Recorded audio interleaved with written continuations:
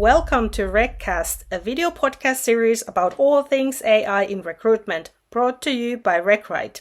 Hi, and welcome to this episode of Reccast, the podcast series where we explore the use of AI in recruitment, looking both at opportunities, the ethical considerations, and pitfalls. I'm your host, Jussi Luhtasela, and with me I have my colleague and co-host Miikka Tuomola. Today we have a very interesting guest with us, Samuli Salonen from TalentBee. Samuli is running his own recruitment agency together with his partners and co-founders.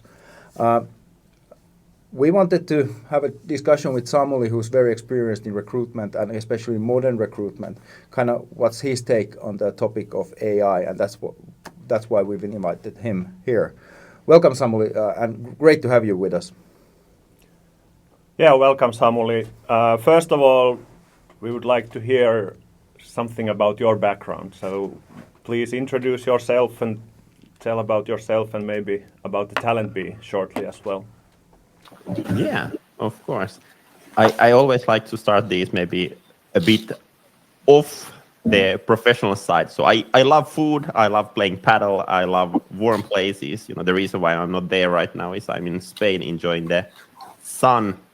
And yeah, as you mentioned, TalentBee, we are kind of trying to build a modern recruitment agency, technologies, AI being a big part of that one. But I have my kind of professional background from sales and marketing. That is what I've been doing like 10 years and even more. And now kind of trying to take those learnings from sales and marketing to recruitment field. And I think the big thing that I learned over there was in sales and marketing, we use actually a lot of different kind of technologies. But then in the recruitment field, companies are still not using so much of things, or people are, handling applications over email and stuff like that. So that's kind of the quick introduction, maybe to me.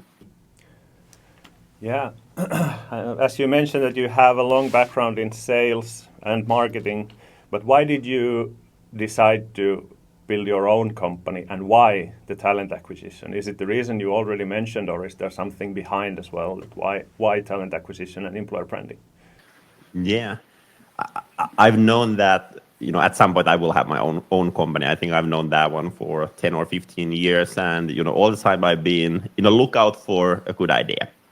And, in the past, I used to have this thinking that in order to establish a company, you should have a great idea, something new. We know about these stories like Volt that came and, revolutionized the food industry, or Uber coming in and kind of getting a new version of ordering a taxi, basically.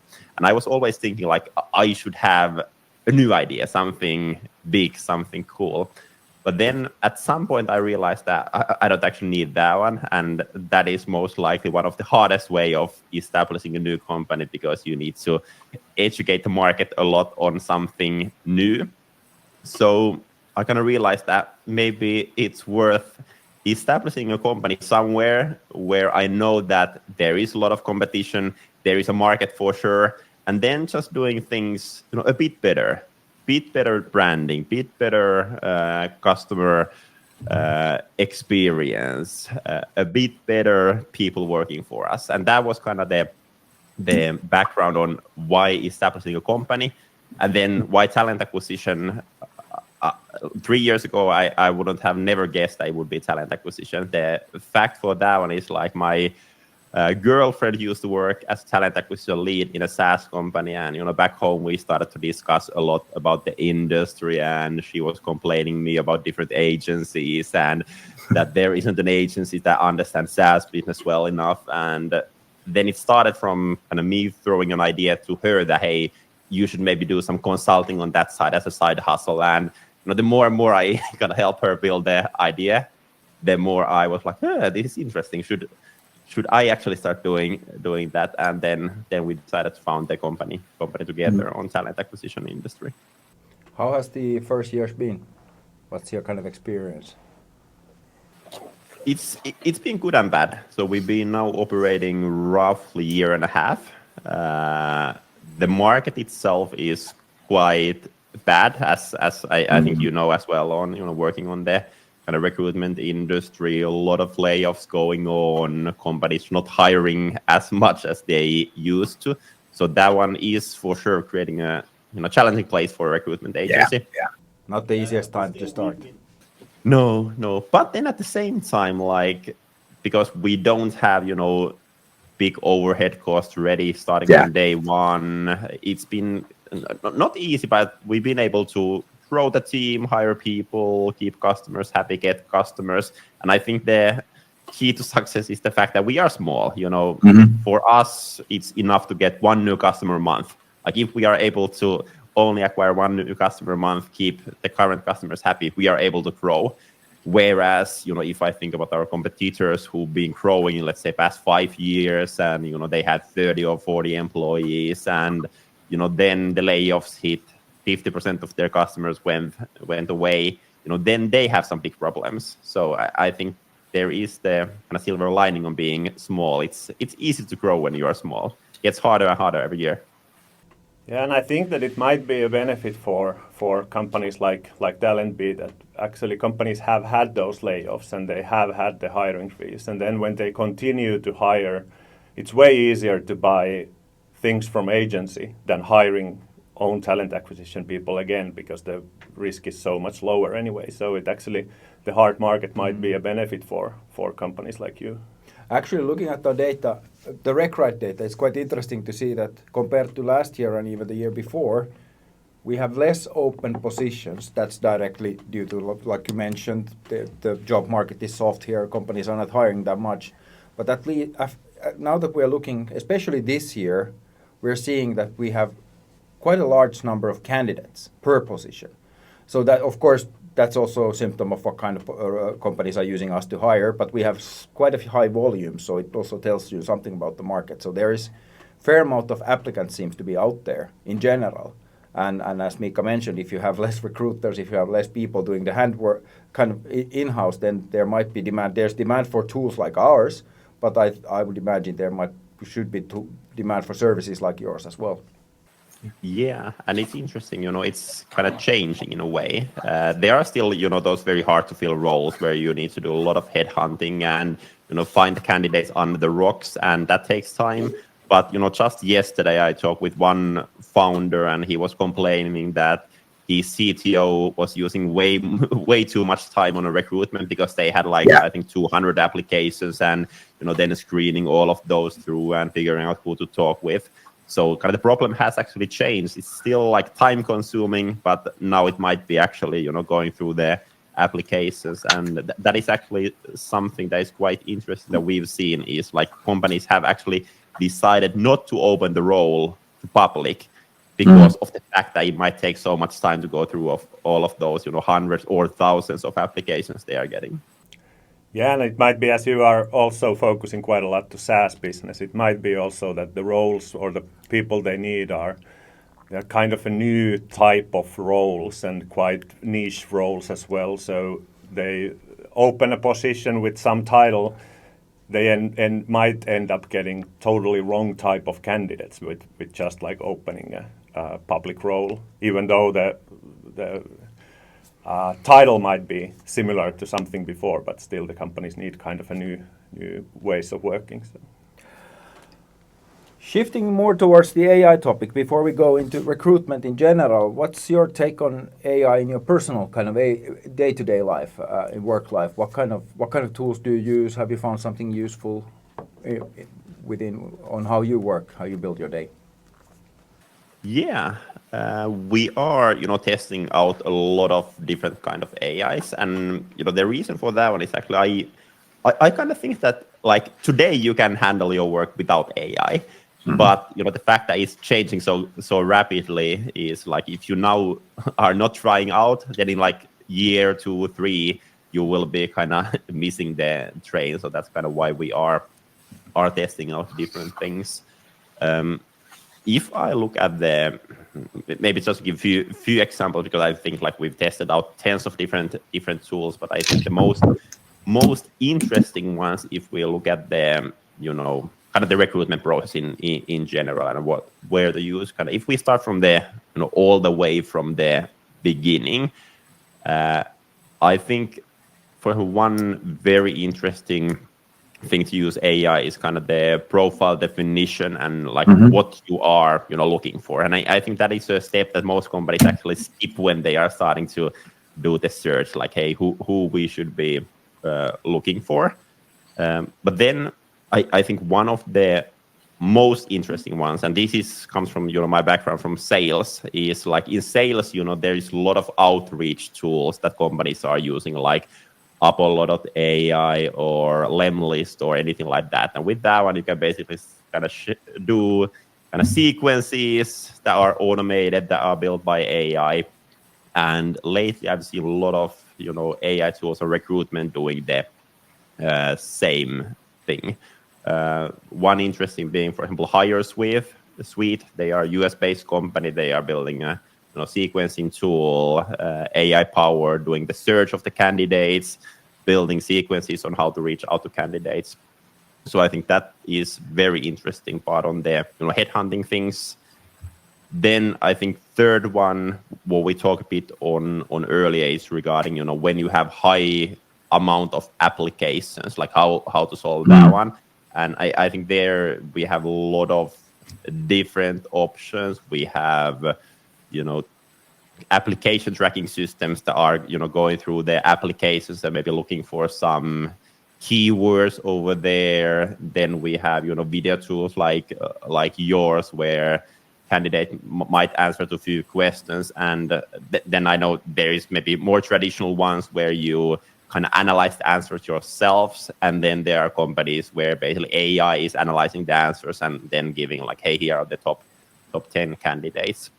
So I think those are very interesting on the part getting the applications.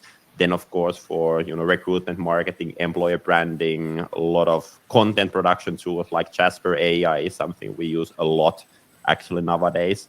And then I think the last one that is very interesting, and I think this will change the game a lot, is different note-taking apps. There is, for example, Fireflies.ai, Woodpecker, a Finnish company. And basically the idea is there that if you have, let's say, Google Hangouts call, you have the automatic note taker coming in, taking all the notes from the call. So then you don't need to do it manually. And then what I think is very interesting is once you have that information, kind of sharing that information, whether it's your ATS or ChatGPT, but sharing like, hey, here are the specs on the role that I'm looking for, and here are the notes from 5 discussions that I had with candidates. Who should I hire? Because we know that we have a lot of biases. Of course, AI has a lot of biases because it's to learn from us. So that's quite interesting. But those are, just to give some examples, maybe from different parts of the recruitment process. That annotation piece is interesting because, of course, that's something we've been discussing as well. Fits quite naturally into video. Well, this call is being annotated by contrast now, and of course that fits something into our development ideas and backlog and even POCs as well. But out of curiosity, have you already identified that? Are there any good ATSs that is doing that matching, which you're saying that here's the job description, here's what I'm after, and here's the CVs and annotated interviews with X amount of candidates. Have you come across some ATS that does this kind of matching already well? I would say not on a good level. We are personally using Teamtailor. Then there is one US company called Ashby, which is quite interesting. Yeah. And I think the problem with both of them currently, it's more like kind of word-based search in a way, like, you are looking, let's say, for example, a salesperson to a SaaS company. Then you have, written down like, okay, sales experience, account executive experience, plus 5 years in sales, software sales, SaaS sales, enterprise sales. And then, for example, you want to have people who have achieved their quota before, and you have like quota as a word. And then you get, let's say, 10,000 applications, and then you're looking just for those words from those applications or CVs. It kinda can get you the right direction, but then at the same time, if it's only looking for the words, it's not finding everything. But it is something, for example, Teamtailor is currently, doing a lot of work to, build those functionalities better. And I assume that is something that we've seen like in a year or two, that most of the big ATS players are offering way better than they are currently offering that one. No, that's what we're hearing as well, because of course we, as one of the kind of tools to do those discussions, will be probably the provider of the raw material. Not that we do much of the analysis, not that first stage as well, but we need to give the data for the tools to analyze. I think that the change has been quite big. Like we know, the AI revolution has been huge during the last 2 years, let's say. But those like ATSs have had those kind of a search-based comparison things earlier as well, but it's been mostly comparing, let's say, the new applications to the ones before, like your own data set that you have in the ATS already. But now suddenly you can actually find like a more like a universal data to actually back your decision or back the AI decision with the universal data. And I think that's a huge change, because then you can actually really start finding the sales, for example, sales, what it means to be a successful salespeople universally, not only at your own company. So that's the big thing, I think. Yeah, exactly. I've been trying to study the area actually quite a bit. I just joined as an advisor a company called Taita.ai, and they are trying to build that one actually. And they have basically the idea that first you push the job description over there, and then their AI basically gives you a suggestion that, hey, here are, let's say, 5 top traits that the candidate should have in order to succeed in the job. And then they use videos as well, but then they have like AI and kind of machine learning algorithm behind there, where the AI analyzes all the videos and then kind of gives score, like a total score, and then score on all the different factors.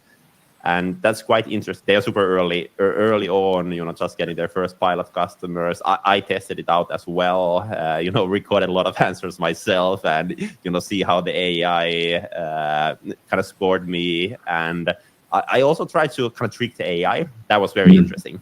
Like if I was, just repeating some words like SaaS sales experience, getting my quota SaaS sales experience, like how AI actually, gives scores on that one. And I think that's very interesting to see, like when we go there, like how candidates will kind of react to that one, and will we just be repeating words that we know that AI is looking for? That will be horrible when people are not talking to another human, but they're actually, like you're saying, they're talking, knowing that the machine analyzes and talking to a machine. Think of, especially I would say, like Recright answers, which are typically quite short, few minutes, and you just drop as many keywords as possible in the answer. Though. That's. Have you come across biases in those tools? Because I remember perhaps one generation earlier, those days when, like 5-6 years ago, when we had the AWS, Amazon using AI for recruitment, that you had all the inbuilt biases. That's kind of public case. We did some similar kind of testing back in my days at Finnair, where we really did kind of a text-based analysis of CVs, but just we never use them in live hiring scenarios, but just a kind of test running tools at the people were doing the selection. And at that stage, the quality wasn't good enough. But what's your opinion in tools like that? Because you will still, of course, the data set is much bigger, and you have, with LLMs, you have different kind of models, but you still have the risk of same inbuilt biases in those. Yeah, I think there is still the biases over there, and of course, as mentioned, there is the machine learning part, but still, like the data that is used there is data created by us. And all of us, we do have biases, even though we like to think we don't have. Like it's something that in recruitment especially, you just need to realize that, hey, I have biases. But yeah, there is for sure that one. Interesting to see like how that one will be changing in a way.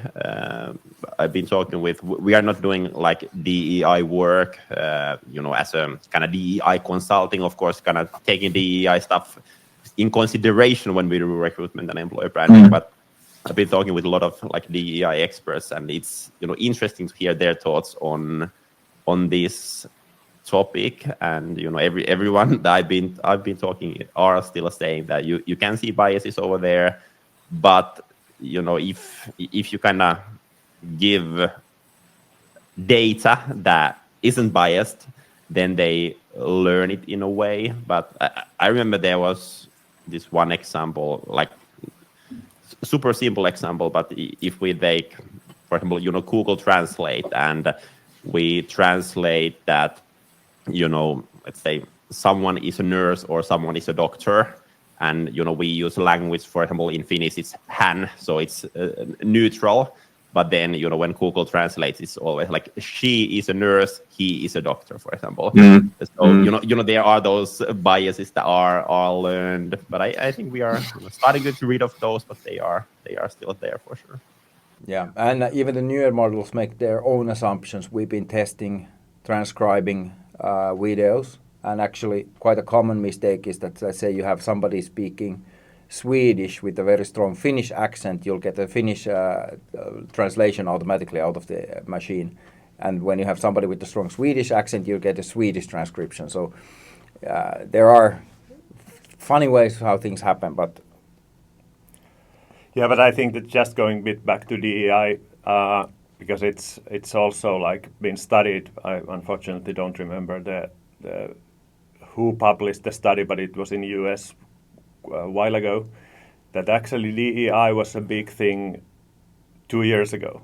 But then kind of AI came and took the air out of the DEI, and people are not that much talking about the DEI. So I think that's a real risk, that actually the hype of AI will kind of bury under it the DEI and some other topics as well, because people are just so hyped about the AI. So I think that's something to keep in mind in the industry, that both things need to be taken in consideration still. Are these questions you're having with your customers, say SaaS business leaders? Are they asking you how you do your recruitment, how you make use of AI, or is this more, if you think from an agency, running an agency point of view, are these more tools for you to run under the hood, so to speak? I would say mostly they are internal. Yeah. And, this is a topic that I talk with, our own team actually quite a lot regarding that. I think that, most of our customers, they are, they're not interested in how we actually do our work. They're not interested in whether we use 5 or 10 hours. They are interested in the actual results. Yeah. And that you leave a good brand impression of them to potential candidates and future candidates and everyone that is hired. And I think for most of the customers, that is the part that is most important. But then at the same time, I do see that we have some customers that are extremely interested in these kind of topics, how we are doing it, what tools we are using. And I think I see kind of 2 things happening, especially. The first thing is, if we have companies where there is an internal people or talent acquisition team in place, and they want to also use tools internally, that is actually one of the reasons that they might buy from us and not from another agency, is the fact that we are really tech driven, and we can help them to establish new tech. Our team can show examples for their people who might be like kind of against the technology, but then the TA leader wants that, hey, I wish that our team would be using more of these. So I think there is that part, which is quite interesting. And then another part, and I think this is a topic that we could do another episode about, but it's kind of the legal side, GDPR, what data we are sharing with the AI, the biases on AI decision making, and those topics. And I think still like those topics, they are not interested for most of the people. But I think you might have met those people. The people who are very, very into like GDPR, are very interested on data, and I think that is the other group of people that are always interested. And we actually just needed to use some money on our lawyer to go through all the AI tools that we are using, how to share about those in our privacy policy, both to customers and to candidates, and who is analyzing the data. And the one interesting thing that I learned from there is regarding, of course, where the data is shared. That for sure, what data you can share. But then the interesting question was, is AI only helping you to make decisions on hiring, or is AI making the hiring decision for you? And that is kind of where you kind of draw the line. And it is quite interesting because, for example, the use case, let's say you have 100 people, AI narrows it down to 10, and then you narrow it down from 10 to 1. Is AI making the hiring decision, or is a person doing the hiring decision? And that was still a question that we're not sure about. I think the legal side of things is coming a bit late, because this is something completely new on the recruitment side as well. Oh, that's a very good point that you're raising, because that is exactly the question with the new EU Act and everything. And funny you mentioned that. Could do another episode around that. We will record another episode today on exactly on that topic. We have another guest coming who is very knowledgeable about this. But it's also kind of interesting to hear the pushback. Is the pushback more like on the GDPR kind of privacy, where you store the data, how you handle the client information, candidate information? Have you heard anything about kind of the ethical considerations of using AI, or is it more of a, because GDPR is one topic, and then kind of use of AI, like you referred in your answer in the end, is in recruitment is another kind of a bit of a two topics. Yeah, I think the ethical part is something as well. We just did a internal guidance that we can also share with customers. That is, it's only about using AI and the ethics of using AI and how we are using that one. So that is a question that we've been getting from our customers. That's kind of the reason why we created that document. So it is a topic that we are hearing about, not super much yet. Like I've heard the question, I think twice from all of our customers. So not a lot, but it is raising. I see if I look at my LinkedIn feed, I see more and more discussions around that topic. So I do think it is important, and it kind of goes back to the bias thing, being fair, doing fair hiring decisions. I just read a post this morning regarding, age and, how to hire people. Is it okay to hire junior or senior people? How the age is affecting and all that. So I think that is a big topic. And I think it will come even bigger topic as we start to utilize more and more AI on really the actual decision making, because today people are still making the decisions, but as you mentioned, I think it won't be that long until AI is interviewing a person. Maybe it's an AI interviewing an AI that a candidate has sent or something like that. But I do believe that AI is getting more and more word in the decision making. And once that movement goes forward, I think the ethics discussion becomes more and more important as well. Yeah, definitely. Easy to agree with that. You mentioned earlier that you are using quite many AI tools already, and I'm sure that you are all the time considering to start trying something new, or maybe even starting to use like properly. How does it go, like the process at TalentBee? Because I know that you have fairly small teams still, and most of the people are all the time working with customers, so not that much internal time used. So how does the process go if you think of starting to use something new, like AI tool?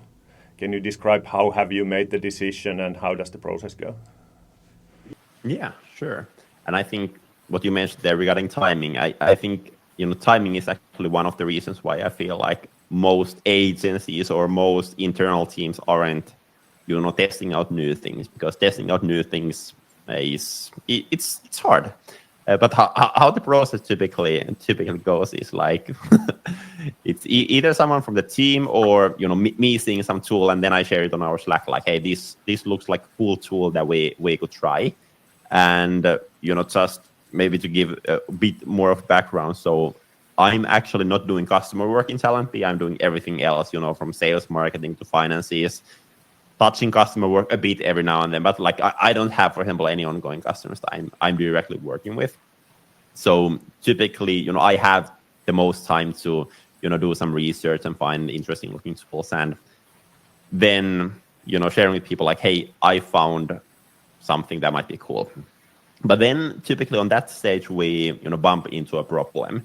And the problem is like, our consultants, they are fully booked with the customer work. And then I'm like, hey, here's this new tool you should be trying. And then they are like, I don't have time. And then, I'm like, hey, if you do this, you will save time. But then there is, of course, the kind of time investment in trying out new things, starting out a new thing. So, it's about finding the balance between there. And then a discussion that we've had a lot is, are those hours something that should be considered as, internal TalentBee hours, or are they something that are billable from the customers? I think they are something that are billable in the customers, because like, let's say I have a customer, we are doing, let's say, headhunting for them, and then we are, taking in some technology that we can do their, outreach more efficiently, build up a process for them. They have access to that technology, even, after they would get rid of us at some point. I do think it's very valuable for customers, and I think that is something you can do within the customer work. But then, of course, at the same time, we do have high goals from the customers, pressure to fill in those roles. So it's always around balancing that one. And I think that, timing is the hardest part regarding, investment, everything like that. I think, most tools, they offer free trial, or you can buy the license for a month or two, and, it pays 100, 200 euros. So that's never the issue. I think that, time is the issue. And the fact that, there is, hundreds of tools already in the recruitment area. So there would be, it would be a full-time job to, test out everything. So kind of finding the balance between there, I think that's the tricky part. Thanks. And actually leading a bit from that and starting, we have a few more kind of topics before wrapping up. But kind of how do you think, leading from your previous one, how do you think recruiters in special, even internal or external agencies like you, should kind of treat AI today, and especially how will it change their work, let's say, in 3 years' time? Yeah. I think, as I think I mentioned in the beginning, I think today you can still handle your job without those, really. Yeah. And, the fact is most recruiters are not using AI tools. They might be using, some like ChatGPT, like, hey, do me a Boolean search for LinkedIn. And, they do this, or they might do like, hey, can you write me a rejection email? And but really like utilizing AI in a big picture. Most of the recruiters are not doing it yet. And I think today you can still handle that one.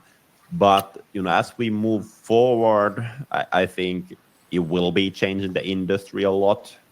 I think most process tasks will be automated. Most messaging will be automated. All the interview notes will be automated. And I think it will become more and more about the kind of human touch in a way that it's more about discussions with candidates. It's about, building communities, all that. And I think, I like to ask this question from recruiters is like, let's say in 3 years, as a headhunter, let's say candidates are getting hundreds of messages on LinkedIn every day that are personalized by AI. Like, how do you stand out? And I think you don't actually stand out by writing better messages. I think you cannot beat AI in writing better messages in 3 years. It's something else. It's about communities. It's about something, relationships, something else. But I do think it is changing a lot. And I think, maybe this question, like, will AI replace recruiters? I think AI won't replace recruiters, but recruiters that use AI will replace recruiters that don't. So I think that's kind of the end goal where I see things going, and that's the main reason why we are investing in AI a lot. You kind of anticipated our last question that we kind of asked from everybody, that are recruiters still needed within 3 to 5 years, but you kind of answered that already, so that's... I have one more Go ahead. question that it's not actually related to what you just said, but something earlier. That have you had discussion with candidates, like feedback from candidates, or what's their opinion on AI when you still are using AI in many steps of the processes? Yeah, we are, and we've collected feedback, and what is quite interesting is who I talked with. I don't remember who I talked with, but this person was in an event called Contact Forum, and they asked of their candidates, like, hey, are you using AI when sending applications or when doing CVs? And I think over there, they asked like 20 people or so, and maybe like 2 said yes or 3 said yes. Actually, discussion with me, because it was our team going to Contact Forum. So that's kind of the background for the question, because there are kind of 2 realities at the moment. The one we see in LinkedIn, for example, where we are all in a big bubble of modern recruitment, and it's like AI is everywhere, candidates are using AI, recruitment is AI. But then when we go to talk with a real candidates, actually the result is a bit different. Yeah. I noticed when I started to tell the story, at some point I felt like, I've talked with this topic with you. It was our last call, yeah. But yeah, that was interesting. And now when looking at our own data, I just heard, I think last week from one of our team members, that he's starting to get more and more applications that you can clearly see that are done by AI, and they are getting very, very similar. So we do see that side of things. And then, what comes to the kind of candidate communications and sharing about them, AI, we do share that one. Sometimes there are some questions. And then I think what we are trying to do is, typically what I found out with customers is, like, most customers are not willing to maybe try out the most advanced things, because they kind of want to play it safe. There might be not a risk, but still, like, trying something completely new. It is scary. So we are actually using kind of our own recruitment process as a kind of laboratory for testing out new things. And for example, just we tested out this, AI analysis of video, and we shared that one with our candidates. And it's actually quite interesting from employer branding perspective as well. When we shared that email with the candidates, we shared openly that, hey, we are agency that is testing out different AI tools all the time, and we are using ourselves as a test here. Yeah. And for that reason, we actually like to try out here with you together this tool. We share that, like, nevertheless of the results, we will take you for the first round interview, but we want to test out if the AI is giving same results that we would be getting. We would like to have your feedback as a candidate. How was it? How was the experience? How you felt about that one? So kind of being open to candidates that, hey, we are testing out here, and giving them the ability to also give us feedback, because I think the important part is still make sure that the candidate experience is top notch, even though we would be using technologies there. How did the candidates react to that? I don't actually know. I wasn't the one sending those. I should ask co-founder Saara if she got already some feedback from them, but I haven't heard. So I'm not sure if it's positive or negative thing, but at least if it would have been something very negative, I think I would have heard of that one. But probably just kind of guessing one of the future approaches, that's probably one of the ways AI tools will be used. Being transparent, giving people a potential to opt in, opt out, and giving them the results, and giving them the ability to comment on what AI is saying. A bit like if you do a personality test nowadays. Then you meet with the psychological person who is doing it and have a conversation about it. After that, they write the review. So, but if you're just blindly, then again, the other end of the funnel is what you're saying. You have 100 applicants and you have AI to rank them, and you only talk to top 5. Then you kind of give the AI quite a lot of power in the decision-making process. But like you say, it's up to kind of for next few years to see where the practice lands and how the regulation and everything goes. Yeah, and I think from feedback perspective, it might be actually very valuable for candidates. Let's say that you talk with, let's say, 10 candidates, and then you rank down to 3 from there, and then you have the notes made by AI, and then you ask the AI like, hey, here was the reasoning, here was the notes, can you compare the notes against other candidates and really write a very detailed feedback for the candidate. So I think in the end it actually might be very beneficial, because that talk has been on the table lately a lot, like how good feedback can recruiters give to candidates. I think at the same time it is important, but then at the same time, if you have a lot of candidates on the table, you just don't have time to give everyone super detailed feedback. But with help of tools, I think that is something quite doable. Yeah, transparency might be the thing going forward. Yeah, I think it's time to wrap it up for today. Thank you, Samuli, for joining and sharing your insights on the hot topic of AI. Thank you, Jussi. Thank you. And thank you, everyone, for listening or watching. And please subscribe to this podcast in the tool you are using. Follow Recright in LinkedIn for some news from us. And also, I strongly recommend you to follow Samuli Salonen in LinkedIn. Samuli is sharing totally openly the everyday life of a founder of a talent acquisition agency. So go and follow Samuli as well. Thank you. And Samuli, what was the name of your podcast? There is actually 2 ones. So there's Talent Buzz, what is about talent acquisition.